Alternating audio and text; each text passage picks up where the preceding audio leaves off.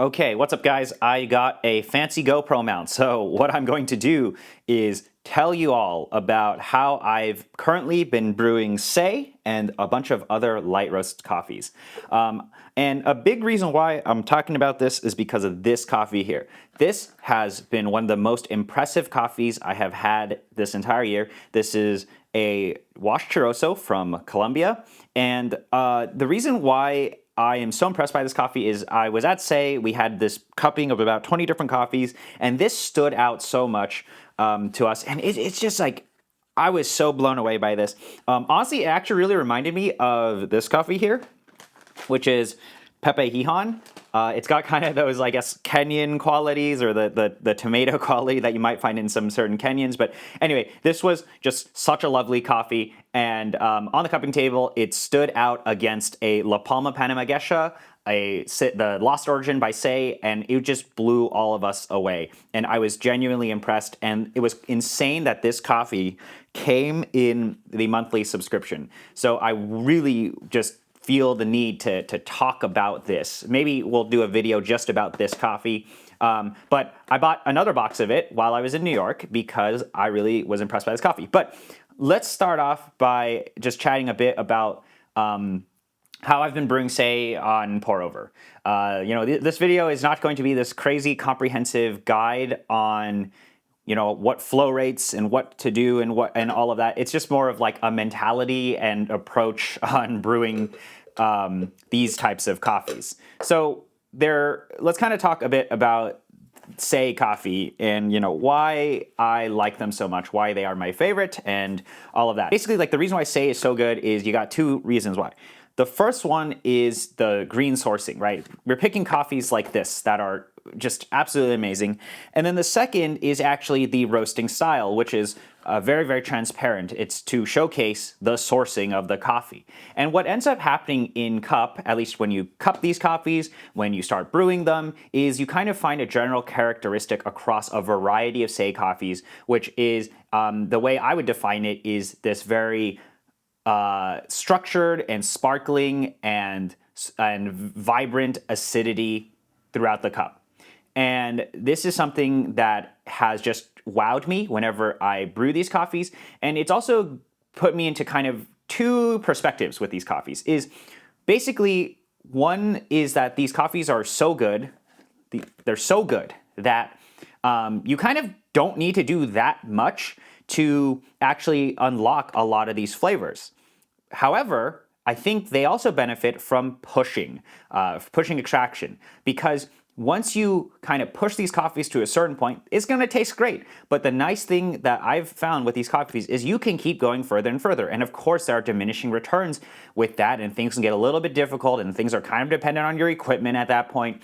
But the point is like, there's a lot to unlock in these coffees. And for me, it is that wonderful flavor profile from the roasting profile and the green sourcing of this acidity, and more so structured acidity that just lasts throughout the entire cup. We'll do the pour over of this, and if you guys like, we'll probably cover AeroPress, and then one day we will do espresso as well. Espresso is a little complicated than versus this, but basically I'm gonna do this with a 01 V60. This is the Pepe Hario 01 V60, and I'm going to be using these Cafec medium dark roast papers. These are the T90s, and these are amazing because they flow insanely fast. This allows you to grind very, very fine. It's very difficult to actually clog them in any sort of way, and they work fantastic. They're basically like Sybaris, but you don't need to drop the big money on something like Sybaris. So they look like this. When you're brewing the pour over and whatnot,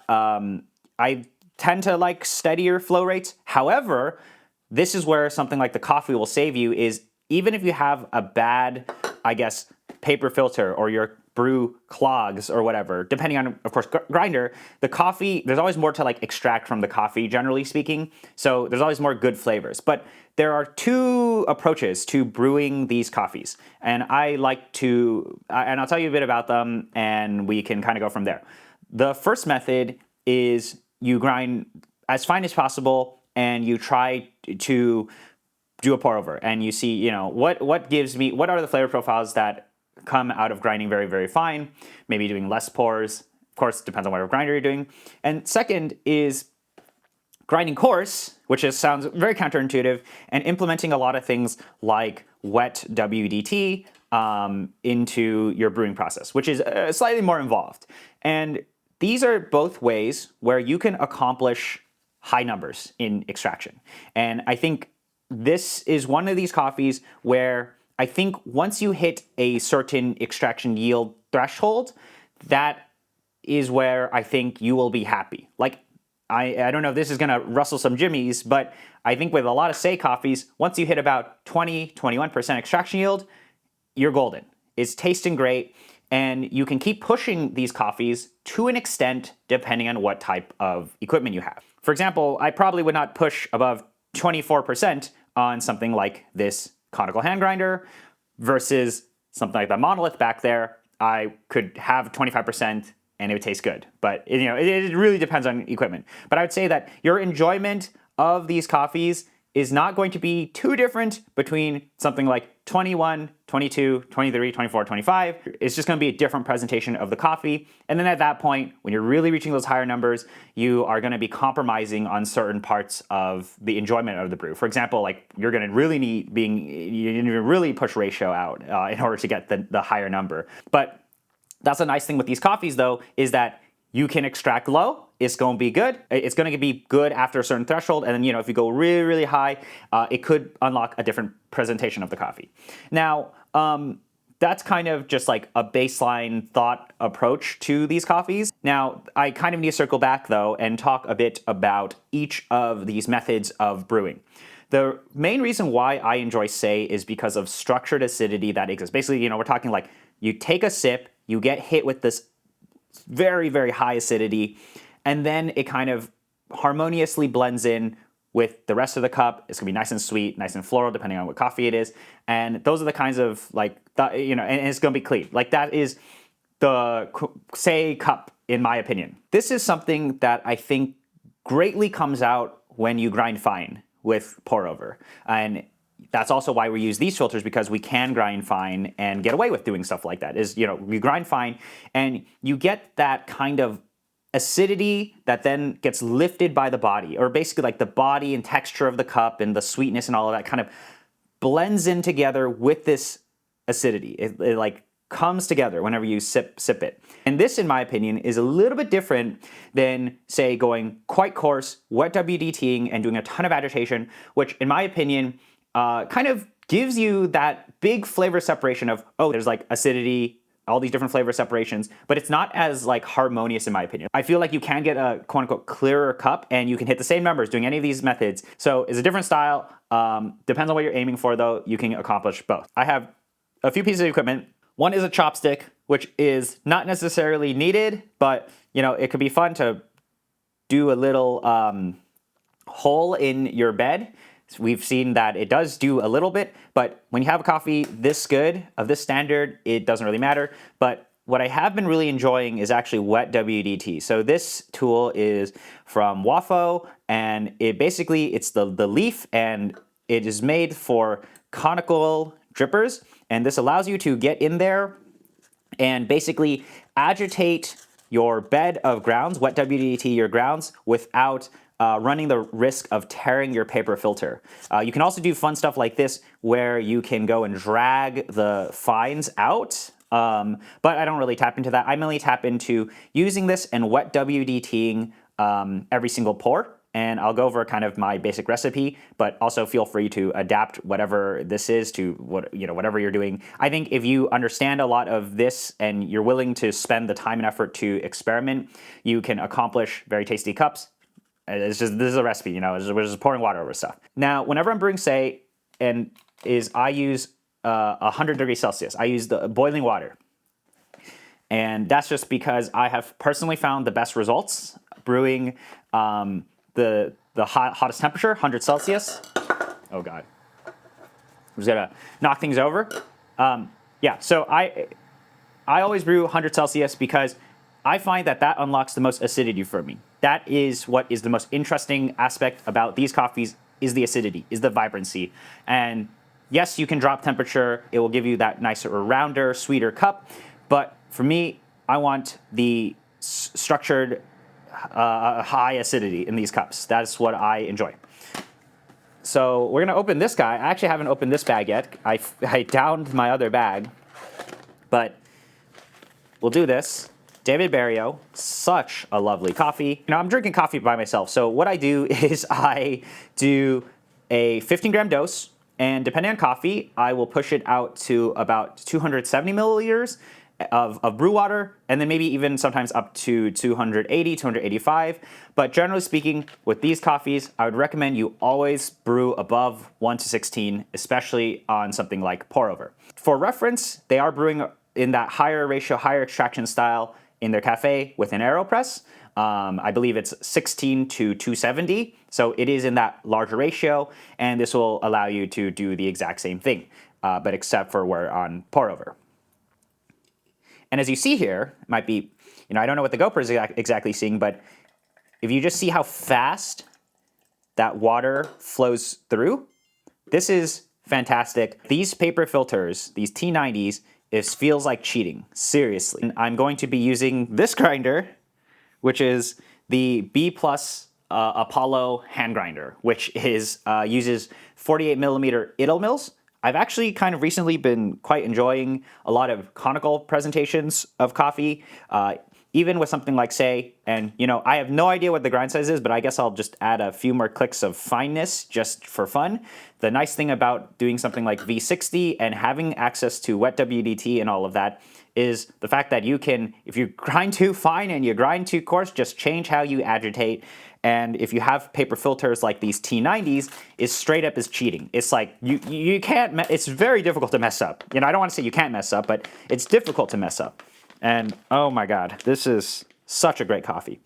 It really smells like a Pepe Hihan coffee, a Kenyan coffee, but it has just massive acidity, massive sweetness, is a loud coffee, and I love it so much.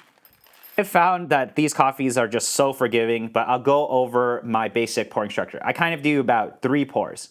I'm using 15 grams, so my first pour is actually 50 grams, and I will go in and I will agitate wet WDT. After about a 1-minute bloom, I will do a second pour of about 100, 110 milliliters, and then after the water depth has kind of gone like right above the coffee bed, that is when I will do an aggressive pour to 270 or 260, 270, anything above that 1:16, 16.5 ratio, and I will go in, I will wet WDT again. I'm also wet WDTing after the second pour because I can do that with this, and then I'm going to do a big swirl and a tap, and that will shoot all the fines out to the side, and we will be happy. But this has been a very consistent and reliable recipe for a lot of these clean wash coffees. It's like, if you want to push the coffee harder, all you do is just stir this more. Do more agitation, and you will effectively have a more higher extracted cup. I would say that adjust how aggressively you wet WDT depending on how much muddiness in the cup you detect. But I have no idea how fine I am. We'll just wing it and we'll go for it. And you can kind of see, you should be able to see that as I am brewing, I can compensate and do whatever I want depending on wet WDT, right? If you're too coarse, just wet WDT more. And also, these paper filters are going to save me. So I actually could grind this significantly finer, but all we have to do to compensate is wet WDT some more. What you can do is, if you are an actual stickler, is you can preheat this a bit more. Again, look at how fast the water drains through. Throw this guy in and have basically our 15 grams. We're definitely a little coarse. Maybe, we could clearly grind this coffee finer, but it's a good starting point, and we'll go from there. What you can do is you can create a divot or a little circle if you want, like so.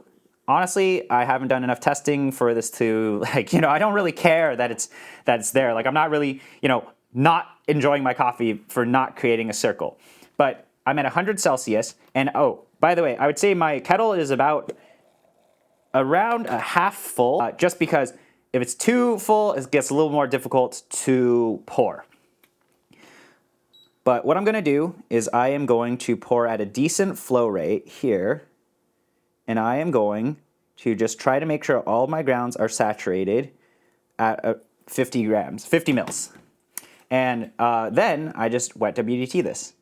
And you know, what you can do is, and this is going to look really weird, and I'm doing this for demonstration purposes, is you can really get in there and make sure all of your grounds are all like saturated. And I did that a little slow, so this is a very weird looking bed, but you'll kind of see, this will kind of work out as I pour more and more water over it. And that is also a testament to this paper filter and these coffees, is you can do egregious stuff like this. I did a little slow because I'm trying to talk to the camera, but generally speaking, you'd want to have this more filled when you add the water over it. I'm just going to bloom to about a minute, but basically now I'm just going to add in my 100 mils. And I'm actually pouring quite fast. And I'm just going to pour up to 150. I actually really like high agitation. And then I just go in here, and I wet WDT. I'm kind of going in circular patterns, getting really down in there, wet WDTing, slowing down the brew, because this is actually a little bit on the coarser side than what I would normally do. So I'd probably go to a few clicks finer, but as my bed gets a little bit, drains down a bit more, this is where I'm going to do this final pour, which is I'm just going to pour very aggressively, high agitation, and I'm going to pour all the way to 270, 271 in this case. Give it wet WDT again, getting down in there, circular, and then I'm going to do a final aggressive agitation and then a tap. A little more aggressive for the camera.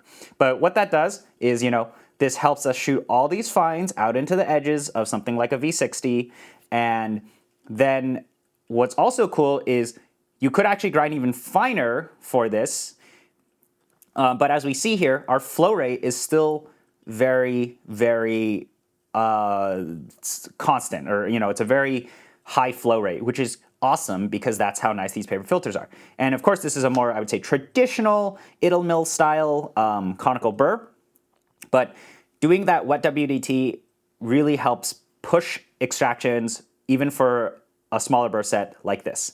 And there we go. As you see here, my bed is definitely on the coarser side, and our fines are all out into the edges of the paper filter. So that is kind of the basic methodology of what I'm doing. Again, I personally would grind this significantly finer. 3 pours, all you do is you adjust how much wet WDT you do, because you can just influence, nowadays, you can just influence how fast and slow things drain down. Let me go ahead and actually do a measurement of this for fun, and then I'll give it a taste. But wow, so amazing. Such a loud coffee. Even if you mess up extractions like this, like even if we say extract low, the coffee is so good already that in my opinion is going to carry the story. And again, if you look at numbers, I feel that anything above 21%, especially in something like a pour over, is going to really shine even for SEY. And that's just how good these coffees are at that point, which is awesome. So we have 237.8, and a quick thing on refract is what I like to do is, you give it a stir, and then what you do is you just take the second. So we had like what, 240 basically. You take the excess amount here, and it's going to be hard to, and then we're going to just stick it onto here. I hope it's a decent number. Not that bad at brewing, right?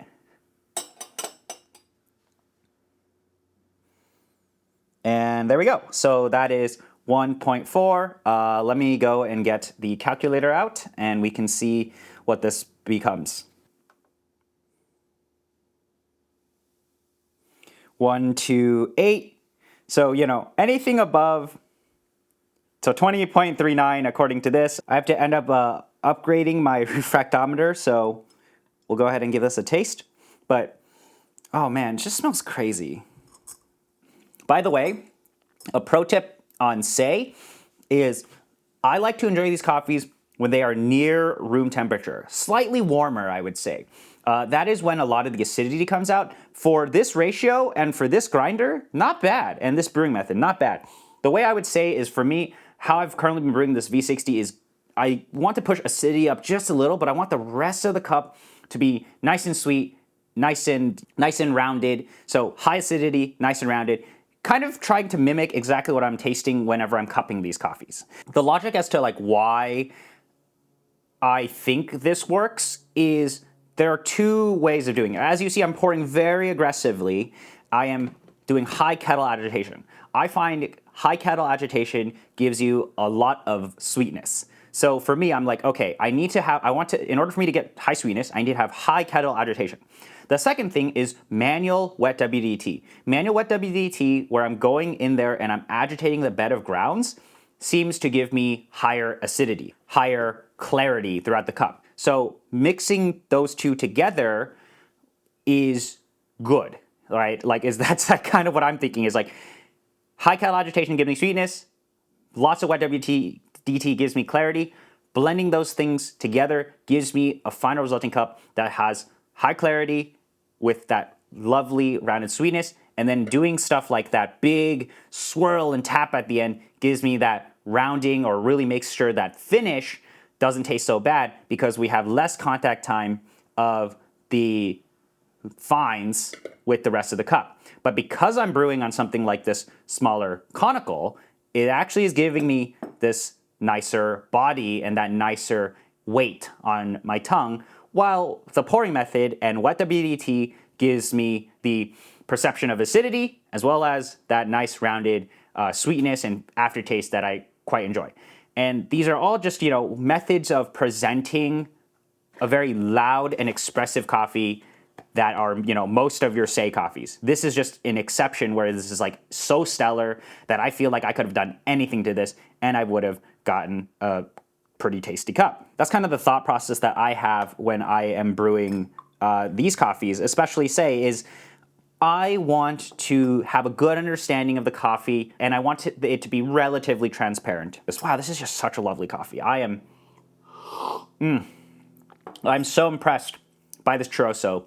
But a big reason why I like this is because this style of brewing kind of represents a lot for me for what these SEY coffees are, is high acidity, high vibrancy, structured acidity, nice sweetness, clear, all of that. And combining all these different methods together allows me to present, the cup, the final thing, in a very tasty way. This is a style of brewing that I think is quite approachable. It's quite simple to do, honestly. It's just like, agitate the hell out of these coffees. It will taste great.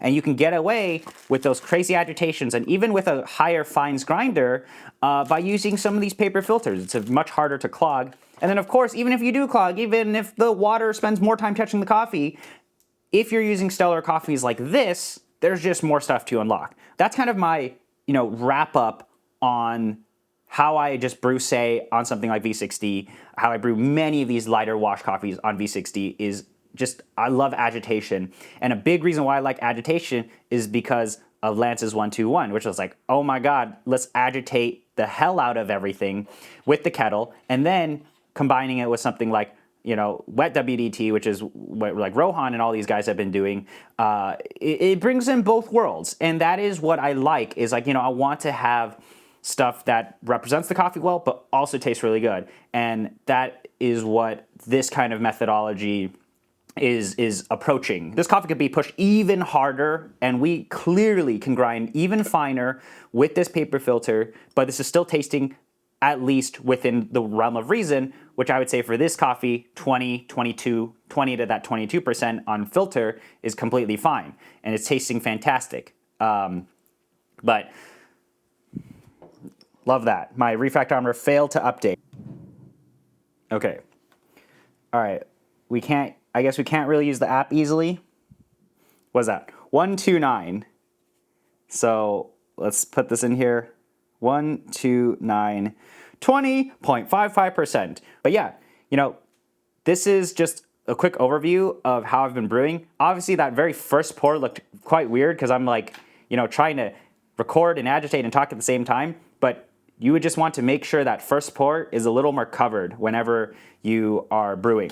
But yeah, that is an overview of how I currently approach and brew SEY and many of these lighter roast coffees. I hope this was relatively interesting. Eventually, I will probably cover other stuff if you guys are interested in maybe some AeroPress stuff, espresso. I have no idea. I just wanted to talk about stuff because this coffee has impressed me so much that I was like, oh, well, let's talk about it somehow. So anyway, thank you guys for spending the time to watch this video. If you have any questions, let me know, but I'll see you guys around.